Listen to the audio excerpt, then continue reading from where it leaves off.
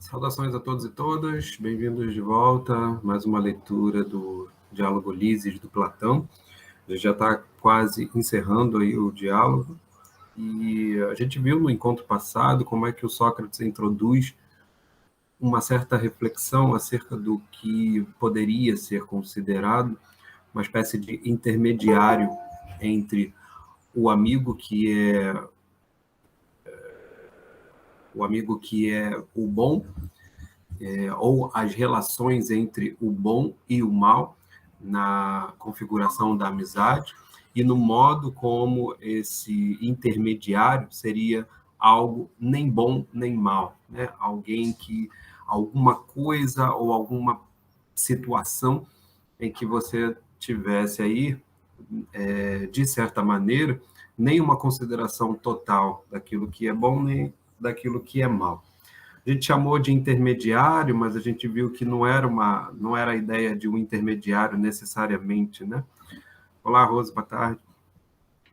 Não era necessariamente a ideia de um intermediário, né? Era a ideia com o exemplo do corpo, ficou mais fácil da gente compreender, o corpo como sendo considerado algo, de certa maneira, indiferente ao que é bom ou ao que é mal, né? Ou indiferente também não é um bom termo, né? Mas há alguma coisa ali que não pode ser caracterizada nem pelo que é bom, nem pelo que é mal, mas aquilo no qual as coisas são boas e são más, né? Então, por exemplo, com relação ao corpo, o que é bom é a saúde, o que é mal é a doença. Então, no corpo, o que é bom é a saúde, o que é mal é a doença, sendo a presença, né, desse mal e desse bom que coloca no corpo a sua posição em relação ao qual em relação ao qual ele vai desejar alguma coisa. Então, a relação de amizade se estabeleceria nesse momento exatamente no percurso que vai da presença do mal, e aí a gente viu como é que o Sócrates insere essa noção da presença de uma maneira bastante significativa.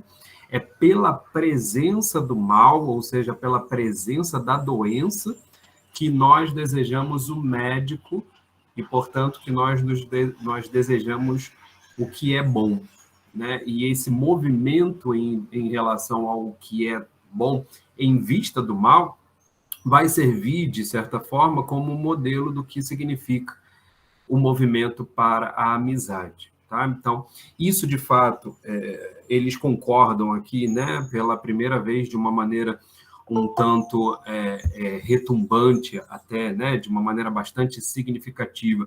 Os três acabam concordando com a mesma colocação, tanto do Sócrates quanto Lises e o Menexeno aqui, que estão envolvidos na discussão, e é uma conclusão que, de fato, vai servir, por assim dizer, para a gente poder entender a relação de amizade até o final do diálogo. Tá?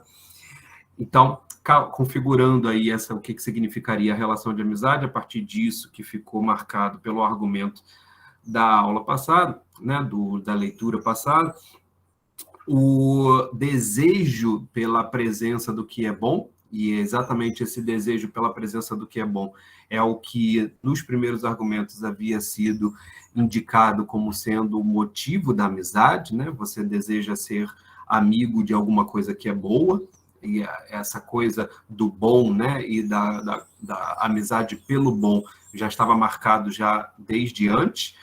Ocorre que o Sócrates está tentando entender quem é esse que quer ser amigo do bom. E esse que quer ser amigo do bom é considerado, portanto, como alguém que não é nem bom nem mal, mas que, pela presença do mal, deseja o bom. Ou seja, da mesma forma como o corpo, por causa da doença, deseja o médico, assim também, por causa do mal, os homens, né, os seres humanos, desejam o que é bom. Tá? Esse esquema, portanto, fica marcado para, inclusive, os próximos argumentos que vão vir na sequência, e vai ser interessante porque agora o Sócrates vai destrinchar o que significa, o que significou a caracterização da amizade a partir dessa ideia. Tá? E vai ser interessante a gente ver porque essa ideia vai, de certa maneira, se mostrar problemática por uma inserção de uma nova complexidade, digamos assim, né? A partir desse esboço, desse modelo, do modo como a gente pode entender a relação de amizade, que vai ser ainda mais interessante para a gente perceber a questão da presença e da ausência, tá legal? A gente parou aí em 218C. Já no finalzinho de 218C, na passagem de C para D. Tá? Acharam aí? Boa tarde aos que chegaram agora. Vocês me ouvem e veem bem aí? Sim. Beleza. Eu estou usando a internet aqui de dados, né? Enquanto a luz não volta, vamos pela internet de dados mesmo. Então, vamos lá. Eu tinha parado aí, quando eles concordam, né? Ambos se manifestaram do mesmo sentido e concordaram que tudo se passava exatamente dessa maneira. Então, de fato, estavam aí em pleno acordo acerca dessa caracterização que eu expus para vocês. Sócrates vai agora levantar uma dificuldade. Ele diz: de minha parte, eu também fiquei bastante alegre. Tá? O termo aí, kairon, traz exatamente essa ideia de satisfação, né? Que o Sócrates, junto com os outros dois jovens, deve ter sentido por haverem compreendido, basicamente, o que significaria a relação de amizade. No jeito do caçador que consegue apanhar a cobiça presa, né? a cobiçada presa, né? Ou seja, da mesma forma que um caçador, né, se alegra no momento em que alcança, né, aquela presa cobiçada, o Sócrates se sentiu alegre, feliz por ter alcançado isso que a gente viu que desde a juventude ele estava buscando, né? Lembrem lá que o Sócrates disse que desde muito novo ele não se interessava por nada mais a não ser por buscar entender o que significa ser e se tornar um amigo. Tá? Então, ao que parece, seria uma busca que seria desde a juventude de Sócrates, e ao que parece ele teria descoberto agora. Ele continua. Porém, nesse momento, sobreveio-me, não sei como, a suspeita de que não estava certo o que havíamos assentado. Né? Então, ao que parece, surge aí uma espécie de dificuldade, uma espécie de suspeita, em grego, hipoxia, e que ele vai tentar descrever aí em relação ao que ele sentiu essa suspeita. Ele continua. No mesmo instante, exclamei aborrecido: que pena, Lises e Menexeno, remanesce o perigo de termos ficado ricos apenas em sonho. Né? Uma imagem aí bastante interessante de algo que foi obtido como fumaça, né? Como uma vacuidade, né? Uma determinada recompensa, uma determinada caça que foi alcançada, mas apenas ilusoriamente. Vai voltar essa imagem da ilusão mais para frente. O que aconteceu? Perguntou o Menexeno. O Menexeno não está exatamente ciente de qual é a dificuldade. Né? Receio, respondi, que na nossa investigação nos tenhamos defrontado com charlatães. Né? A sentença em grego aí é bem extensa, tá? Na verdade é anthropos, alaxosin logos. Quer dizer aí aqueles homens que usam de logos, de discursos vazios, né? De discursos capciosos, tá? Aqueles discursos que servem para ludibriar. Então, de certa maneira, charlatões aí está traduzindo toda essa expressão. Ou seja, com pensamentos falsos a respeito da amizade. Então, ao que parece, o Sócrates está com uma suspeita de que eles tenham encontrado, na verdade, um pensamento falso, produzido por um certo tipo de homem, que é esse o charlatão. Como assim? Perguntou o Menexeno. Consideremos o assunto da seguinte maneira, repliquei. Quem é amigo de alguém, não é verdade? Forçosamente, respondeu. E será amigo sem algum objeto e nenhuma finalidade, ou com algum objeto e determinado fim? Então veja que o Sócrates aqui agora vai inserir uma, uma classificação, vamos dizer assim, né, a partir daquilo que a princípio parecia simples, ou seja, a relação entre o sujeito que deseja ser amigo e o seu objeto de amizade, ao que parece, era uma relação unívoca simples, né? Eu desejo me tornar amigo daquele, e a descrição desse desejo foi feita no último argumento em vista da presença de um mal. Então, pela presença de algo mal, eu me movo em direção a alguém que eu acredito ser bom, exatamente em vista do qual eu desejo escapar disso que está presente como mal em mim, tá? No caso aí, agora, Sócrates insere uma nova, digamos assim, uma nova acepção acerca dessa relação entre o sujeito e o objeto, que é a relação de fim, de finalidade, ou em vista do qual nós desejamos alguma coisa. Tá? Quando ele explicar isso com base na medicina, que é novamente o argumento que ele usou, que a gente leu no encontro passado, vai ficar um pouco mais claro isso que ele está querendo dizer. Tá? Então, e será amigo sem algum objeto e nenhuma finalidade, ou com algum objeto e determinado fim? Com algum objeto e determinado fim, concordou o Menexeno, né? E será amigo, essa talvez seja a sentença mais difícil, né, desse trecho. E será amigo desse objeto, em virtude do qual ele é amigo do amigo, ou não será nem amigo, nem amigo. Então, veja, se eu desejo um determinado objeto em vista de alguma coisa, essa coisa em vista da qual eu estou desejando esse objeto, também vai ser meu amigo? Ou ela vai ser meu inimigo? Percebe?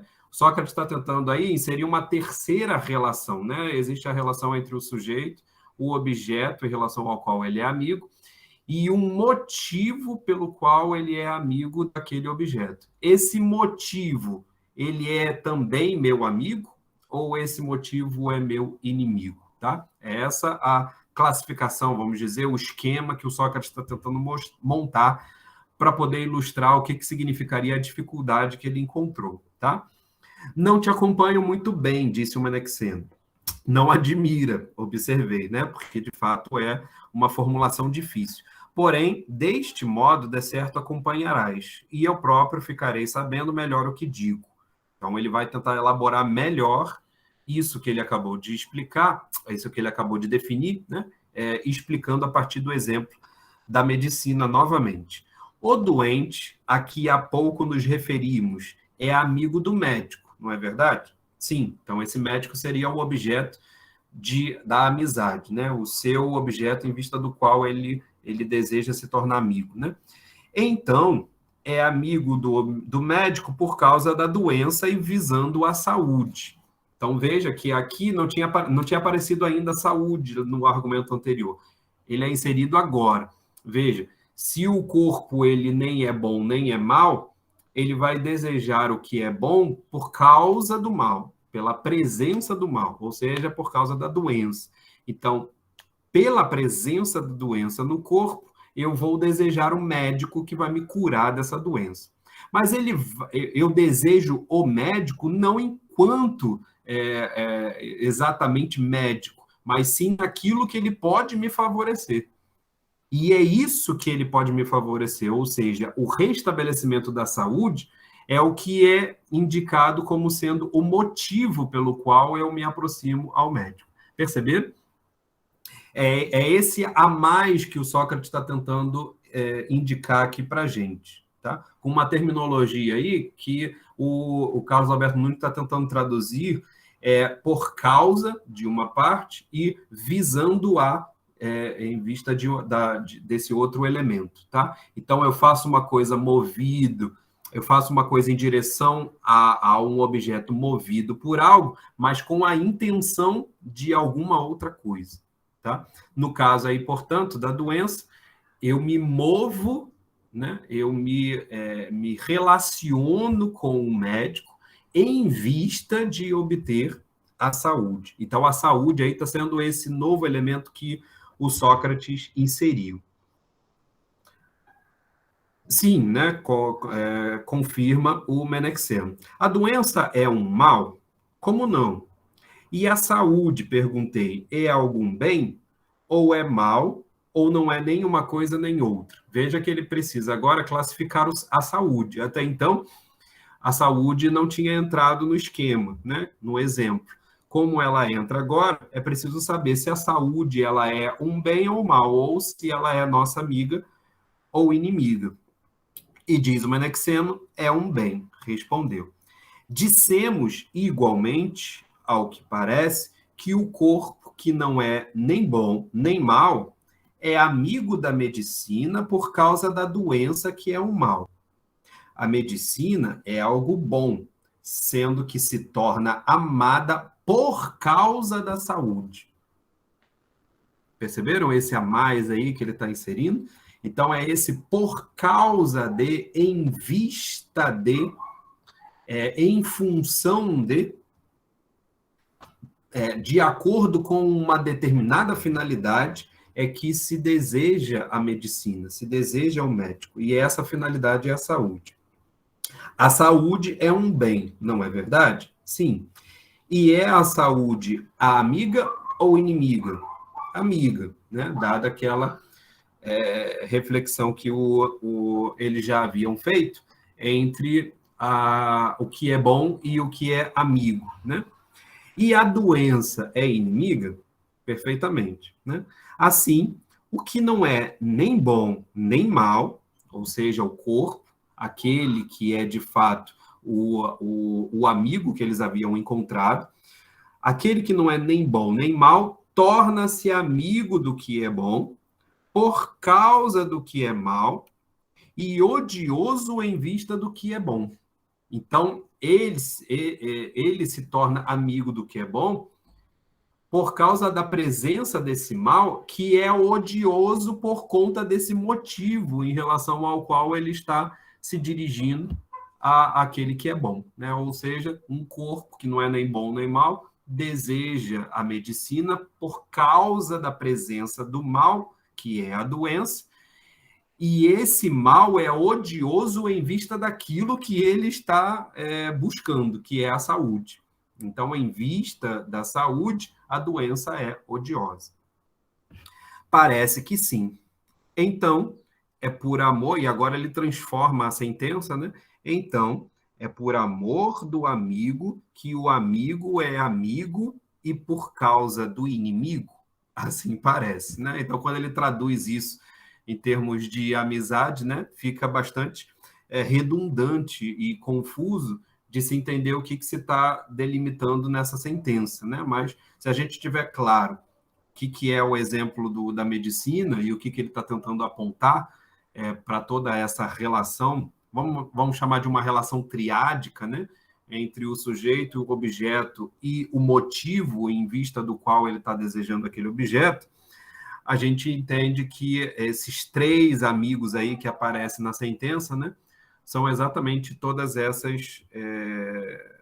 esses pontos, né, que delimitam a amizade. A amizade é o amigo, melhor dizendo, é aquele que deseja ser amigo do que é bom em vista de alguma coisa que lhe é amiga e que, portanto, é desejável também, né? Então, você tem aí uma espécie de tripé, né? Uma espécie de tríade que reúne o sujeito, o objeto e o motivo da amizade, né? Assim, não existe amizade desinteressada. Exatamente. Por enquanto, não. O que o Sócrates, na verdade, está querendo inserir aqui é a consideração acerca se de fato é possível pensar numa amizade desinteressada. Esse é o tema do que a gente vai ler hoje. Porque, veja, dada essa configuração que ele havia descrito, que a gente leu no encontro passado e que a gente está lendo agora, ao que parece, a gente só é movido a ter uma amizade por um certo tipo de interesse.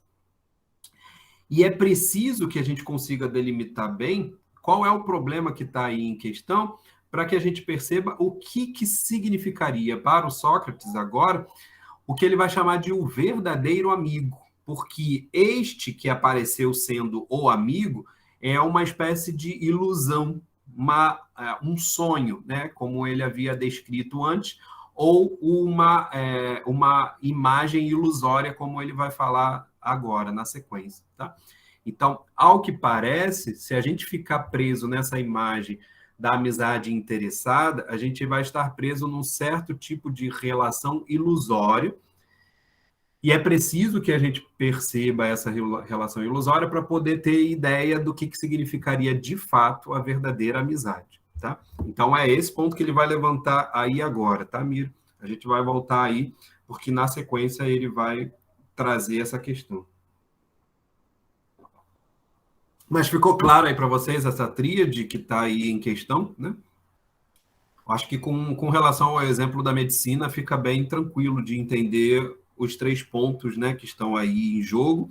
E por que o Sócrates inseriu esse terceiro ponto, a gente vai saber agora, né? Porque, ao que parece, né, esse terceiro ponto aí, que é o motivo, ele parece nos indicar exatamente a dificuldade de se entender essa relação como sendo simplesmente interessada aí, como sendo a caracterização verdadeira da amizade. Tá? Então vamos continuar. Ele diz assim: muito bem, disse-lhe, e já que chegamos a este ponto, meninos, apliquemos toda a atenção para não nos enganarmos. Que o amigo se tornou amigo do amigo, deixarei de lado, e o semelhante amigo do semelhante, o que já declaramos não ser possível. Dessa tríade, o que está encasquetando Sócrates, né? Não é exatamente a presença dos amigos, né? Vejam que eu coloquei aí que o termo amigo está presente tanto no sujeito, quanto no objeto, quanto no motivo. O que encasqueta o Sócrates é a presença do mal, é a presença daquilo em vista do que eu desejo o amigo. Percebe? É isso que ele vai dizer agora. Contudo, consideremos o seguinte ponto, para que não nos induza a erro o que acabamos de admitir. A medicina, dissemos, nos é cara em vista da saúde. É certo. Assim sendo, a saúde é amiga, sem dúvida. Se é amiga, é em vista de alguma coisa. Sim. É em vista de algo amigo, para não nos afastarmos do que assentamos antes? Perfeitamente. E essa coisa, por sua vez, será amiga em vista de outra coisa amiga. Então veja que agora ele está querendo mostrar o seguinte: ó, se o corpo deseja o médico que vai ser o seu amigo, e ele é seu amigo exatamente por causa da saúde, que também é amiga, né? Por que nós desejamos a saúde? Perceberam qual é o problema aqui agora? Se eu desejo o médico como amigo, exatamente porque ele pode me oferecer algo que eu também desejo como amigo, quando eu me ponho a desejar a saúde, eu estou me pondo a desejar a saúde em razão de quê? Que também pode ser meu amigo. Perceberam? Então, o Sócrates está aqui, em filosofia, a gente chamaria esse argumento de o argumento do terceiro homem. Né? É um argumento muito comum em filosofia de você perceber em que medida essa reflexão acerca do isso daqui move você para isso em vista disso. Mas o que move você em vista disso teria que ser um outro elemento, né? E aí, desse terceiro, você iria para um quarto elemento. Né? Nós já temos uma tríade, dessa tríade nós iríamos para uma relação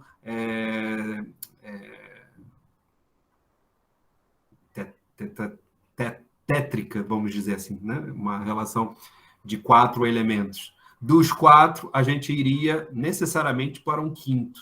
E por que isso? Por que essa gradação? Porque, ao que parece, a gente sempre se relaciona em vista do amigo, motivados por uma coisa que também nos é desejável como amiga. Logo, o que está em jogo aqui é o desejo por um amigo em vista de alguma outra coisa desejável. E é isso que o Sócrates está querendo, de certa maneira, refletir para poder colocar a questão uma amizade interessada ou desinteressada, né? O interessado e o desinteressado seriam termos aí mais contemporâneos que simbolizariam exatamente isso que o Sócrates está tentando indicar como motivação, né? Como a causa de nós nos comportarmos como amigos em relação a alguém, né? Então, é isso que ele vai agora indicar, apresentando para a gente uma noção muito interessante, né? Ele diz, ora, não será fatal que nos cansemos de proceder dessa maneira?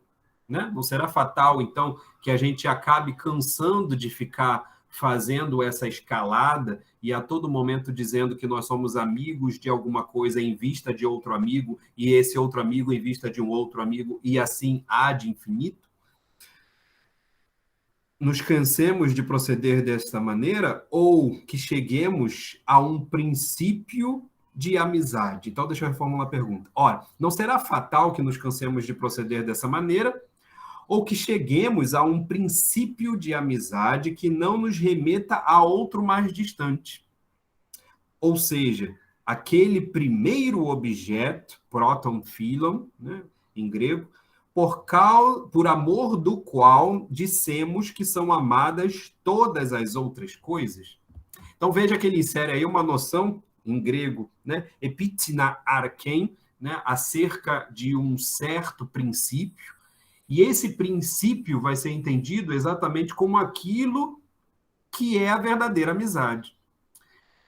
Eu vou ficar, né? A questão do Sócrates é essa. Eu vou ficar o tempo todo dizendo que eu sou amigo de alguém por causa de alguma coisa que eu desejo como amigo, e assim ad infinito, né? Em relação a essas coisas que são desejáveis, ou eu vou tentar encontrar um princípio de amizade em relação ao qual eu posso dizer que eu desejo ser amigo de alguém por causa disto, como sendo exatamente o primeiro objeto, por assim dizer, que estabelece o que de fato é a relação de amizade. Vai dizer, então, o Melexeno aí concordando, necessariamente seria esse último aspecto, né? É isso que eu digo que precisamos considerar, exatamente, para não ficar regredindo a todo momento ad infinitum, né, para um outro tipo de amizade que foge àquela primeira relação.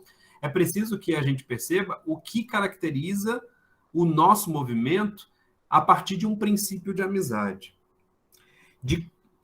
Precisamos considerar de medo que todas as coisas, como já explicamos, queridas por amor daquela, não nos enganem, no jeito de imagens ilusórias, né? Vejam aí que ele agora usa novamente esse termo, né, eidola em grego, que está relacionado exatamente com o sonho que ele havia dito lá no início, que parece uma coisa ilusória, né, uma coisa que parece real, mas não é. Pois apenas aquele primeiro objeto vem a ser verdadeiramente amigo. Então, veja, é aqui, portanto, que a gente precisa encontrar o que significa a verdadeira amizade. É nesse princípio, é nesse arqué, né? É nessa arqué que a gente vai encontrar a verdadeira amizade. Tá? E ela vai ser verdadeira porque ela não vai fazer nenhuma referência a nada outro que não seja ela mesma.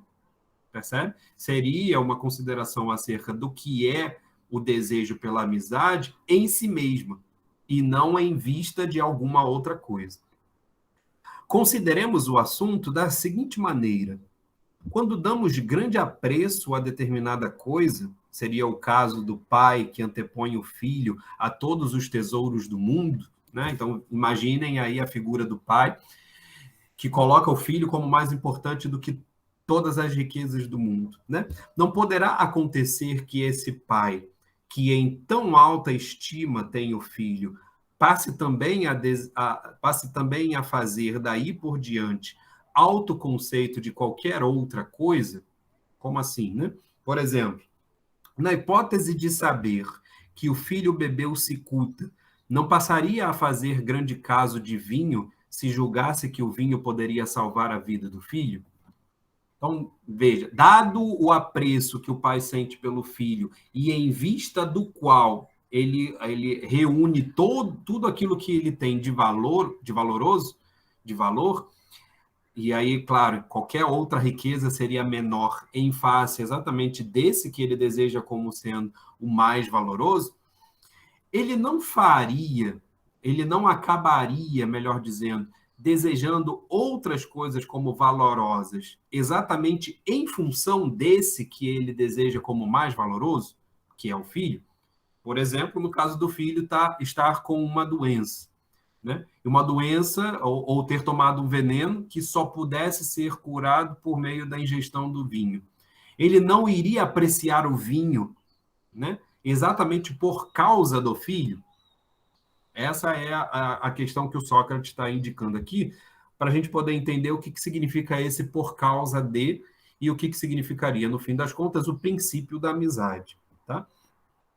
Por que não? Perguntou o Menexeno, né? Ratificando aí a indicação do Sócrates. E também da ânfora em que o vinho se encontra, sem dúvida, né? Então, um apreço pela ânfora no qual o vinho se encontra, e é exatamente por causa do vinho também que foi capaz de salvar o filho, né? Então, em vista de salvar o filho, aquilo que salva o filho vai ser apreciado por ele de uma maneira grandiosa também. Vai estar em alto conceito, né? Vai estar em alto apreço pelo pai, exatamente porque salva aquilo que ele tem de mais valoroso. Então, não faria diferença entre o copo de argila e seu filho, ou entre 3 medidas de vinho e o filho? Ou será de preferência da seguinte maneira, né? Então, veja, a questão é, ele deseja o copo de argila, né? O vaso no qual o vinho está, a ânfora no qual o vinho está inserido, ou o próprio vinho. Ele deseja esses objetos, ele valora esses objetos da mesma forma como ele valora o filho, de tal modo que ele pudesse substituir um pelo outro? Ou será de preferência da seguinte maneira: todo o seu anseio não se relaciona com os meios por que ele tanto se empenha para alcançar um determinado fim, mas com o próprio objeto por amor do qual todos os outros são tomados em consideração. Conquanto digamos com frequência que fazemos grande caso do ouro e da prata, da riqueza, do dinheiro em geral, o certo é que não falamos a verdade. O que realmente estimamos acima de tudo é aquilo que se revela como sendo o fim, por amor do qual procuramos adquirir o ouro ou quaisquer outros bens. Tá? Essa é uma noção básica da ética grega, de que, de fato, a riqueza ela é um meio e não uma finalidade desejável. Né? É facilmente perceptível que é por meio do dinheiro que a gente consegue fazer determinadas coisas. No fundo, dinheiro é poder, né? É poder fazer algo. Então, quando se deseja o dinheiro, não se deseja o dinheiro nele mesmo, mas aquilo em vista do que ele nos permite fazer, né? Naturalmente, a ética grega não está lidando aqui com um caso, por exemplo, como o do tio Patinhas, né? Que desejava ter o dinheiro simplesmente por ter o dinheiro, né? Pelo desejo de ver aquelas moedinhas de ouro cintilando no cofre dele, né? Mas a ideia aqui é que desejar o dinheiro, desejar a riqueza, é desejar um instrumento, um meio em vista de algo outro que a gente deseja. Então, são aquelas outras coisas que vão ser desejáveis, ao invés de ser o próprio dinheiro. O dinheiro não é desejável em si mesmo, mas é exatamente a finalidade para a qual a gente precisa do dinheiro é que a gente deseja o dinheiro. Do mesmo modo, no caso do filho, seria o filho, o desejável, e as coisas em vista dos quais eu posso salvá-lo, elas são meios desejáveis para exatamente essa finalidade que é a mais desejável. Poderemos falar dessa maneira, e idêntico raciocínio não vale para o amigo, e agora ele vai trazer esse exemplo para falar do amigo. Tudo aqui damos o nome de amigo por causa do que somos amigos de outra coisa. É por nós denominado com um termo impróprio. Então, veja, quando se estava falando que eu sou amigo do médico por causa da doença que eu tenho, em vista do que ele pode me oferecer, que é a saúde, estava-se usando o termo amigo, por exemplo, para falar do médico, de uma maneira errada, de uma maneira imprópria, né? Vai dizer aí o Sócrates. Por quê? Porque amigo, no verdadeiro sentido da expressão, é apenas aquilo a que vão dar todas essas coisas supostamente amigas. Ou seja, aquilo que é verdadeiramente amigo é a finalidade em vista do qual eu estou fazendo todas essas coisas como meios. Então, tem aqui uma noção ética forte de que quando nós agimos, nós deliberamos em vista de determinados fins, obtendo, né, determinada reflexão acerca de quais são os meios possíveis para obter aquele fim. Mas os meios são desejáveis exatamente em vista do fim a ser obtido. Em último caso, aquele que é o verdadeiro amigo, portanto, é sempre aquele que está no fim, como finalidade. E aqui é interessante porque tem uma noção da própria arqué como finalidade. Né? Lembrem lá que ele falou do princípio da amizade. Princípio é aquilo que está no início, mas não só. Arqué quer dizer não só aquilo que está no início, mas também aquilo que ordena toda a cadeia de coisas. Né? Então, é esse princípio que ele está buscando. E o princípio da amizade, nesse caso, colocado por Sócrates, ao que parece, é a finalidade e não necessariamente os meios, não necessariamente os instrumentos. Né? Deu para compreender isso? Tranquilo? O Melexiano concorda, né? É muito provável que seja assim mesmo. De fato, que o Sócrates vai, então, concluir. Então, o verdadeiro amigo nunca o é por amor de outra coisa de que seja amigo. É certo. Veja que aí a gente entra naquilo que a Mira tinha indicado, a possibilidade de nós termos uma noção de amizade desinteressada, ou seja, uma amizade que seria verdadeiramente desejável em si mesma e não em vista de alguma coisa. Outras coisas, na verdade, vão ser desejáveis por causa dela, mas ela é desejável por ela mesma. No caso, por exemplo, da saúde, né, e isso volta em alguns diálogos, por exemplo, do Platão, como o diálogo da República, a saúde é um bem desejável em si mesmo. Eu não desejo a saúde em vista de alguma outra coisa. Da mesma forma, a felicidade. A felicidade é um bem em si mesmo porque eu não desejo ser feliz para alguma outra coisa. Ela é o fim, né? O fim no sentido de estar no final, mas também de ser a finalidade, né? Essas noções são interessantes da gente perceber, né? Princípio não é só aquilo que está no início, também é aquilo que ordena tudo aquilo que vem na sequência, de tal maneira que tudo aquilo que é ordenado pelo princípio está governado por esse princípio, né? Por isso que em português princípio é uma palavra que joga ao mesmo tempo com o começo, mas também com um príncipe, com um principado, com um governo, né? Portanto, com essa ideia de ordenação de governo, de soberania. Da mesma forma, a noção de fim, né? Essa noção de que joga ao mesmo tempo com aquilo que é final, mas também com aquilo que é finalidade, com aquilo que é o motivo em vista do qual se faz alguma coisa. Tranquilo? Ele vai, então, agora nos indicar como é que isso se processa na tal da relação entre bem e mal, que ele havia indicado como sendo o protótipo, vamos dizer assim, né? O esquema básico do que significa a relação de amizade, né? Eis, por conseguinte, uma questão resolvida. O amigo não é amigo por amor de outra coisa de que seja amigo. E isso era exatamente a conclusão contrária daquilo que eles haviam dito quando a gente leu na leitura passada. Percebe? Naquele esquema simples de sujeito desejando o objeto e ele deseja esse objeto exatamente porque está presente nele um mal, o que constrange, né, nessa relação é exatamente a presença do mal. E essa presença do mal move um determinado tipo de relação interesseira, né? Ou seja, uma relação que tem motivação em vista de algum benefício. Então, isso era o que o Sócrates estava identificando com uma certa suspeita, né? Com uma certa dificuldade. Como assim nós desejamos um bem em vista da presença de um mal?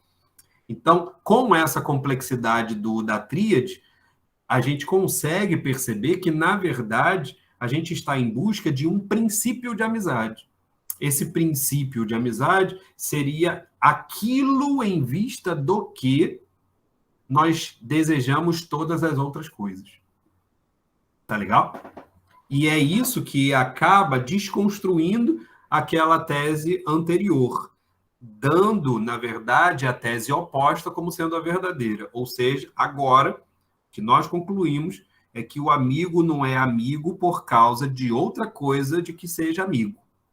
Afirmaremos ainda que o bem é o amigo, e agora ele vai, portanto, inserir nessa relação de sujeito e objeto na amizade a relação entre bem e mal, né, que havia sido levantada desde o início como sendo bem o que é desejável para a amizade. Penso também dessa maneira, né, diz o Menexenro. E o bem é amado por causa do mal? Então, aqui, mais uma vez, a noção daquilo que ele já tinha concluído lá naquela última leitura que nós fizemos, de pela presença do mal, portanto, em vista do mal presente, é que nós desejamos aquilo que é bom, ou o amigo, né? Exatamente por o amigo ser o bom.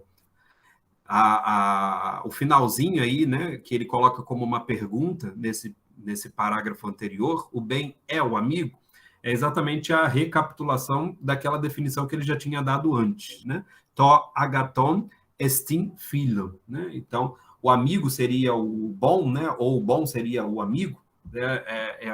Quase substituíveis, né? Os termos, e é isso que ele quer explorar agora.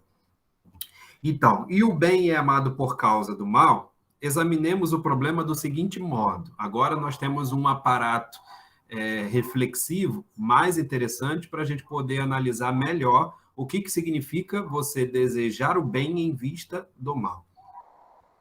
Se dos 3 gêneros que mencionamos há pouco, o que é bom, o que é mal e o que não é nem bom nem mal, tá? Então lembra lá daquela relação, né? Dado que os semelhantes, né? A primeira tese, os semelhantes se atraem. Então, bom com bom seriam os amigos. E a gente viu que não é o caso.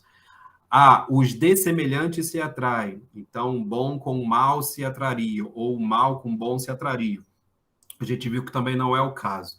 E aí o Sócrates seria um terceiro gênero, como ele chama, que seria esse indiferente ou indeterminado, né? Que seria nem bom nem mal, como tal como o corpo, e no qual você teria a presença tanto do bem quanto do mal. Então, considerados esses 3 gêneros, o bem e o mal e o que não é nem bom nem mal, e ficassem apenas dois, e fosse o mal posto de parte, então veja que ele vai agora fazer um exercício mental de a gente pensar na possibilidade de existir uma relação de amizade sem a presença do mal. Isso é interessante por quê? Porque o que está incomodando ao Sócrates nesse tripé é exatamente a presença do mal que nos motiva a desejar o bem, né? Lembram lá que eu havia indicado? E essa presença do mal é o que, no fim das contas, move o nosso interesse na amizade. Então, considerar uma amizade desinteressada é exatamente considerar uma amizade sem a consideração do mal. Então, ele vai fazer um exercício mental de a gente pensar a possibilidade de que o mal não seja considerado. Então, desses três gêneros, pensemos que o mal esteja de parte e não mais pudesse atingir o corpo e a alma, nem as demais coisas a que nos referimos como não sendo nem boas nem más. Então, veja, o mal, por estar agora à parte, sobra aquilo que é bom e aquilo que não é nem bom nem mal, ou seja, aquilo que é indeterminado. E a gente vai fazer o seguinte experimento: esse mal vai ficar de fora sem ter a possibilidade de atuar sobre aquele que não é nem bom nem mal. Ou seja, aquele que é indiferente, no fim das contas, só seria atingido pelo que é bom. Nada de mal lhe aconteceria. Tá legal? Esse é o tipo de experimento que o Sócrates está tentando fazer. Ainda poderia ser-nos o bem de alguma utilidade? Remin, Cresimon, Eiton, Agaton. Ou seja, o bem conseguiria ter algo de útil para nós? Se nós tirássemos a presença do mal, é possível que o bem seja desejável por ele mesmo? Veja que o princípio da amizade seria aquilo que é desejável por ele mesmo, e em vista do qual todas as outras coisas são desejáveis como meios. Percebe? Então, a finalidade precisa ser desejada por si mesma. É possível a gente dizer que o bem, né, ou o bom é desejável por si mesmo? Se a gente tira o mal da história, se a gente tira o mal da sua possibilidade de nos afetar, teria o bem alguma utilidade para nós? Essa é a grande questão. Se nada já nos pode prejudicar, não temos necessidade de nenhuma ajuda. Se nada nos afeta e nos prejudica, né, nessa afetação, nós não teríamos necessidade de ajuda. Portanto, nós estaríamos no âmbito daqueles que são bons e que são autossuficientes. Lembram lá daquela definição de que aquele que é bom é aquele que é autossuficiente, que ele não precisa de nada. E a gente já tinha visto que os autossuficientes, ou seja, dos bons, não se relacionam em termos de amizade porque eles não desejam nada de útil nessa relação, né? Eles não obtêm nada de útil nessa relação. Mas, claro, está em jogo aí a questão da utilidade exatamente pela presença do mal. O Sócrates teve que inserir a consideração do mal para fazer uma espécie de aproximação necessária entre aquele que é nem bom nem mal e aquele que é bom. Exatamente para poder mostrar que a relação de amizade se estabeleceria exatamente entre o bom e o diferente do bom, mas que não é totalmente mal, né? Nesse caso agora, sem o mal, os dois estariam, de certa maneira, indiferentes àquilo que é útil. E se, sendo indiferentes àquilo que é útil, ou seja, aquilo que nós necessitamos, aquilo que nos ajudaria, como ainda nós poderíamos desejar o que é bom? É possível desejar o que é bom sem, com isso, ter algum ganho? Sem, com isso, ter alguma utilidade? Sem, com isso, não estarmos, de fato, precisando, né, suprir alguma necessidade? Nessa hipótese, tornar-se-ia mais do que claro que é por causa do mal que procuramos o bem. Por ser o bem, o remédio contra o mal, né? Em grego, fármaco. A ideia do fármaco também é muito interessante, né? Se nós traduzirmos pela palavra em português, droga. Né? Fármaco é uma droga que vende em drogaria, né? Portanto, um remédio, e também um veneno, ou seja, a droga no sentido ilícito do termo. Né? Então, droga aí tem a ver exatamente com a quantidade, né? Com a medida. Então, em termos de fármaco, em termos de remédio, vai dizer o Sócrates, ao que parece, é o mal que nos move a entender o bem como fármaco. E é isso que está causando a estranheza para o Sócrates. E o mal, uma doença. Né? Não havendo doença, não haverá necessidade de remédio. Não havendo doença portanto, não havendo também necessidade, né? Porque a droga, em certa medida, né, ela supre uma determinada necessidade, ou de carência, ou de presença. Né? Nós queremos ter presente alguma coisa, ou nós queremos suprir a falta de alguma coisa, né? Substituindo uma coisa por outra. Então, não havendo isso, que nos torne necessários, que nos torne necessitados, não vai haver necessidade do remédio. Não estará na natureza do bem só ser por nós amado em virtude do mal, visto que nos achamos a meio caminho do bem e do mal, sem ser ele em si mesmo de nenhuma utilidade? Veja que essa é talvez a pergunta mais importante de toda a ética. A ética move, né, vai dizer o Aristóteles lá, logo no início da ética, né, a ética é movida pela consideração acerca da reflexão dos bens, daquilo que nós elegemos como finalidade das nossas ações. O que o Sócrates está querendo colocar aqui, nesse momento, é a seguinte questão. É possível elegermos algo como uma finalidade por si mesmo, sendo que isto não está movido por algum mal anterior? Mesmo a saúde, veja que, por exemplo, a saúde ela é desejável como uma finalidade última, porque nada está para além dela, exatamente por conta da presença de um mal. Então, será possível para nós, né, seres que não somos nem bons nem maus, né? Nós, na verdade, estamos como intermediários, né? Essa noção também é importante, porque é a mesma noção que aparece lá no banquete, né? Ton metaxin honton, né? Nós somos, né? Estamos sendo uma espécie de intermediário, né? O metaxin, esse meio termo, esse meio do caminho entre uma coisa e outra. E por sermos esse meio do caminho entre uma coisa e outra, não seríamos, na verdade, sempre movidos para o bem, exatamente em relação a essa presença, que é a presença do mal? Em outras palavras, não estaríamos, por exemplo, se a gente substituir o exemplo da medicina pelo exemplo da sabedoria, não estaríamos sempre, a todo momento, considerando a sabedoria como um bem, exatamente em vista da presença da ignorância? Percebe? Tudo indica que é realmente assim, respondeu o Menexeno. Logo, e aí a gente para nesse parágrafo, logo, o objeto de nossa amizade, a que vão dar todos os objetos de que éramos amigos por amor de outra coisa, ou seja, aquele princípio da amizade, né, não tem nenhuma semelhança com eles.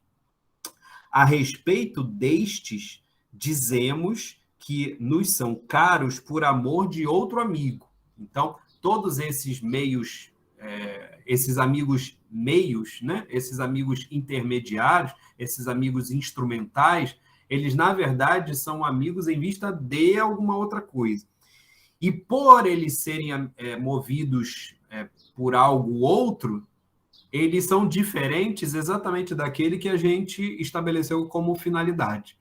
Então, não é possível a gente dizer que esses amigos intermediários, né, eles são da mesma qualidade daquele amigo que é a finalidade, daquele que é desejável enquanto amigo, enquanto uma finalidade.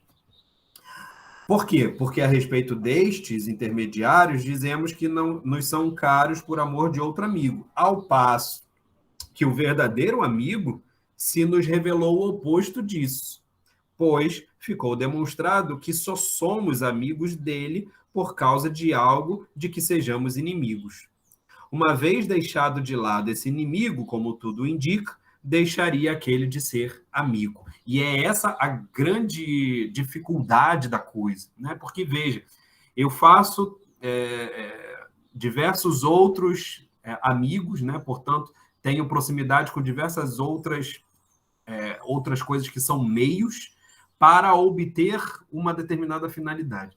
Essa finalidade ela é desejável em si mesma, então é a ela que eu me dirijo para poder desejar todas essas outras coisas. Mas eu só a desejo, enquanto uma finalidade, pela presença de um inimigo, pela presença de um mal. E é isso que está incomodando Sócrates, é isso que, de certa forma, incomoda essa reflexão acerca do que significa o princípio ético da finalidade em si mesmo. Tá? Como o Sócrates vai tentar solucionar essa questão, a gente deixa para as cenas dos próximos capítulos. Eu quero só saber se vocês conseguiram captar bem aí como é que o Sócrates complexificou essa relação de amizade a partir da inserção da finalidade e como é que a finalidade nos indica o que seria o verdadeiro amigo. O verdadeiro amigo seria aquele em vista do qual nós desejamos exatamente por ele mesmo. Nós o queremos não em vista de outra coisa, mas em vista dele.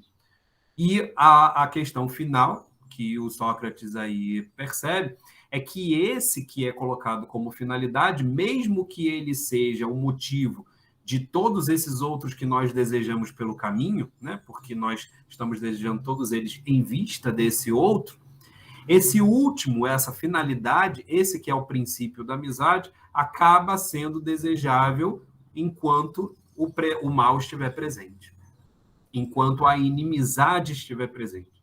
E é isso que está incomodando Sócrates, e é isso que, de certa maneira, coloca como problema a finalidade ser desejável por si mesmo. No fim das contas, coloca o problema ético de aquilo que é bom poder ser desejável por si mesmo. Tranquilo? Conseguiram pegar aí? Ou César, ele joga com paradoxos na lógica o tempo todo, né? Para poder defender um conceito, e joga o paradoxo dessas afirmações até um limite, né? Esse limite a gente vai ver. Me parece que o limite ele vai encontrar daqui a pouco, né? Na sequência dessa tentativa de reflexão, ele vai chegar com o Menexeno a um paradoxo que é o limite, né? Ele já encontrou o limite do argumento, ou seja, um limite da lógica desse tipo de formulação, que era esse limite do... É o mesmo princípio que vai aparecer, por exemplo, em vários argumentos em filosofia, como, por exemplo, aquele do Kant, né? Sobre a causa universal das coisas, né? Eu posso dizer que todas as coisas são causadas por uma outra, né? Então, você tem uma determinada chuva que é causada por um certo fenômeno que provoca nuvem, a nuvem é causada por um outro fenômeno que é provocado pela luz do Sol, o Sol é um fenômeno que é provocado por um outro fenômeno que é a sua causa, e assim sucessivamente até uma última causa. Então, a grande questão da explicação do universo é saber, existe uma última causa, que seria a primeira, né? A causa de tudo, ou a gente sempre vai remontar essa causa a sempre uma outra anterior. Por qual razão? Porque se você diz, por exemplo, que Deus é a causa de tudo, quem é a causa de Deus? Né? Com esse tipo de argumento, você teria que ter um certo voltar para trás o tempo todo. E quando, na verdade, o limite da lógica está exatamente em que, em algum momento, você precisa dar o pontapé inicial. Em algum momento, você, portanto, precisa estabelecer o princípio. Então, ele já chegou ao limite da lógica, né, no sentido do argumento. O limite da lógica é o estabelecimento do princípio. E ele estabeleceu o princípio da verdadeira amizade. A verdadeira amizade é aquela que é desejável por si mesma. Tá legal? Isso também lembra muito Aristóteles, né? Também, Ao exatamente. chegar na causa última, que é o que não se move. Exatamente. Exatamente. E a causa última, né, o princípio incausado, né, como ele vai dizer, seria exatamente esse princípio, né, que é estabelecido exatamente para poder dar conta aí de algo que não vai ficar remontando sempre para trás, né, ad infinitum, mas vai tentar estabelecer alguma causalidade primeira, né? Eu não sei, mas nesse aspecto ele lembra um pouco até um contínuo do pensamento aristotélico, embora não seja, né? Embora Platão não Na seja. verdade, o Aristóteles bebe dessa fonte, né? Sim, sim, sim, sim. Ele, como discípulo do Platão, está de fato aí bebendo de todas essas discussões, né, dos diálogos e dentro da academia também, percebendo aí qual é, na verdade, o fundamento da coisa, né? Eu acho que foi muito sutil essa colocação aqui do Platão, é claro que são os primeiros diálogos do Platão, né? Então não tem nada muito elaborado ainda, mas foi muito sutil ele já perceber que o limite da argumentação é estabelecer um princípio. Eu acho que isso Sim, já é um ganho que vai aparecer depois lá na lógica do Aristóteles, né? sim. Mas eu acho que tem um outro limite, que eu acho que era o que você estava tentando apontar, que é o limite dessas oposições entre os conceitos, né? Ou Sim, desses paradoxos, né, que você estava tentando indicar. Esse sim, limite ele vai chegar mais para frente, né? É o limite, afinal, de você falar sobre o bem e o mal de uma certa maneira, e, portanto, isso pode alcançar um certo limite do discurso que vai ser apresentado mais para frente, né? Então, acho que sim. na próxima leitura a gente já vai perceber isso. Certo. Tranquilo, gente? Então, ficamos por aqui. A gente se encontra. Muito provavelmente a gente consegue terminar o diálogo na próxima semana, tá? Então, seria bem legal vocês estarem aí presentes para a gente fazer esse encerramento e já preparar a leitura. Pois é. E já preparar a leitura para o ano que vem, tá legal? Então, espero vocês aí para semana que vem. Um abraço a todos, pessoal. Um Até a abraço. próxima. Até mais.